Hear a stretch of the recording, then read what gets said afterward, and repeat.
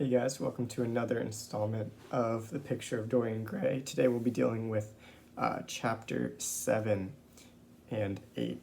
So, first thing to note about this chapter is this is really where we start to see a huge transition in Dorian, specifically dealing with his reactions and views on human relationship and interaction. So, in chapter 7, what we see is Basil comes to Dorian to discuss Sybil's death. As we know, it was after the interaction where Dorian sees Sybil act poorly, and in doing so has no interest into her, breaks her heart, and in doing so she kills herself.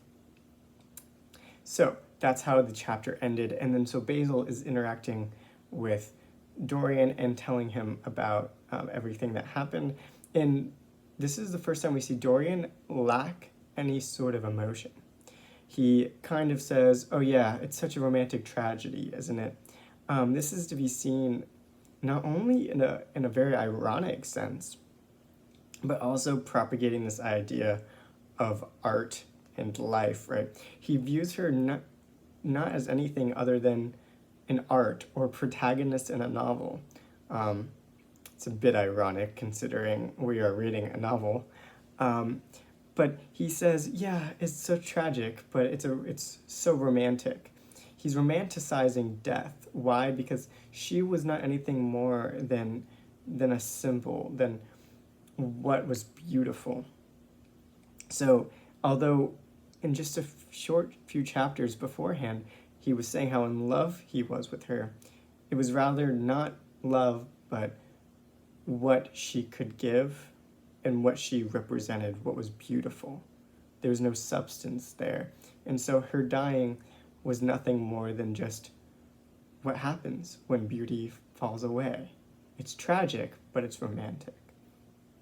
And Basil is perplexed by this. He's like, how have you changed?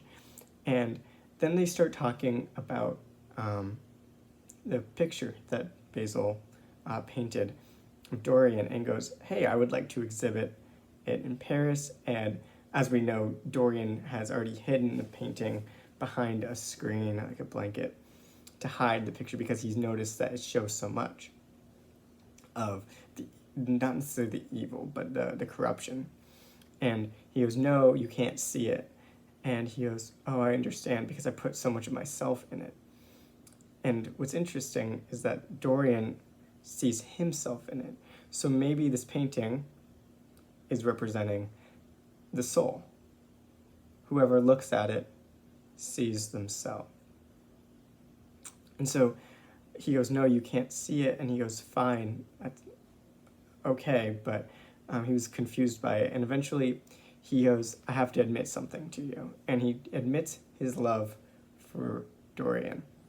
This is significant, not too much from a plot perspective, but from Into the Mind of Wilde. As we know, 5 years after this publication, he's on trial for homosexual relations, sodomy, and in his defense says that we get this idea of homosexuality and the purest form of love between a man and a man from the Greek, from the arts, and it's echoed.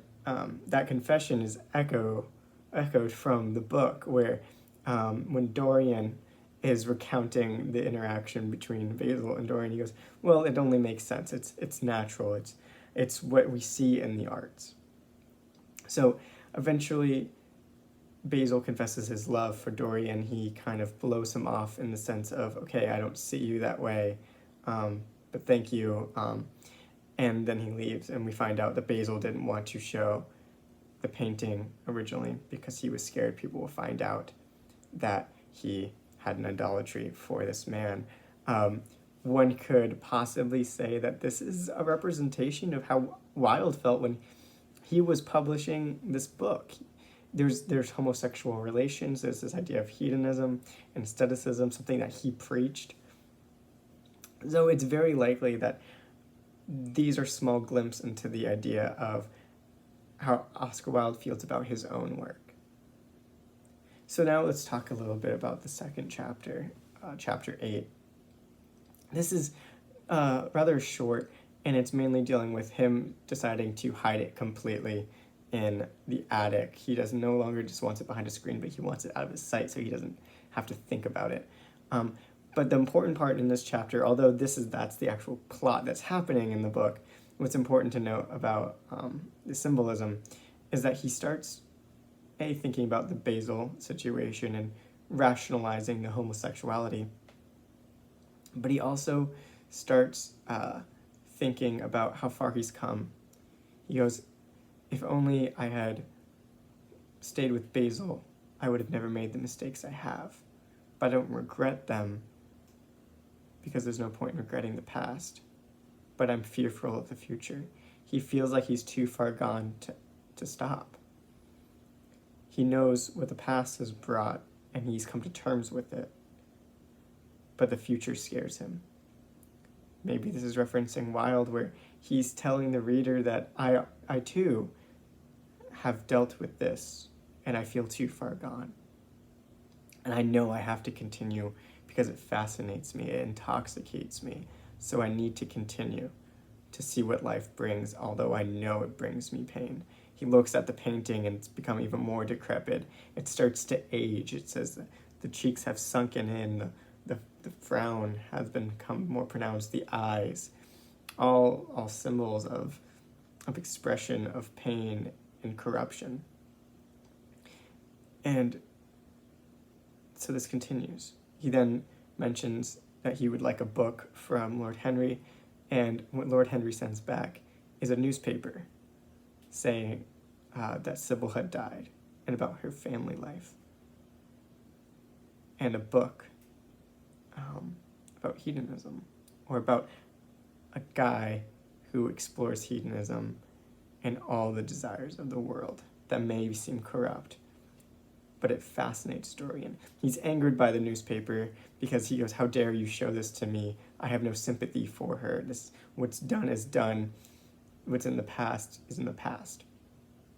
But the book intoxicates him. He reads it constantly. He eventually meets with Lord Henry and apologizes because he had been reading the book so much, and the desire grows in him to continue. At this point, we see a major contrast, and that's what you want to focus on in these chapters, is the contrast between recognition of the evil that's coming from the hedonistic life, but also the inherent desire that life brings. It's an addiction at this point. He knows it's wrong, but the euphoria of exploring this life is too much for him to handle, so that he must continue. So we're left at this crux. What is Dorian going to do? Is he going to continue down this life that he recognizes is ruining him? Or is he going to stop? And if he decides to continue on, is the painting going to continue to get worse and worse? And is that why he's hiding it? Because the only way you can face the pain and the evil and the corruption of pursuing pure pleasure is to reject your soul, is to reject the conscience that's in you that tells you it's bad, and as long as I can't see it, it won't affect me. So that's where we're leaving off with the novel, and we'll continue next week to see how Dorian Gray continues. So I look forward to that next week. See you later.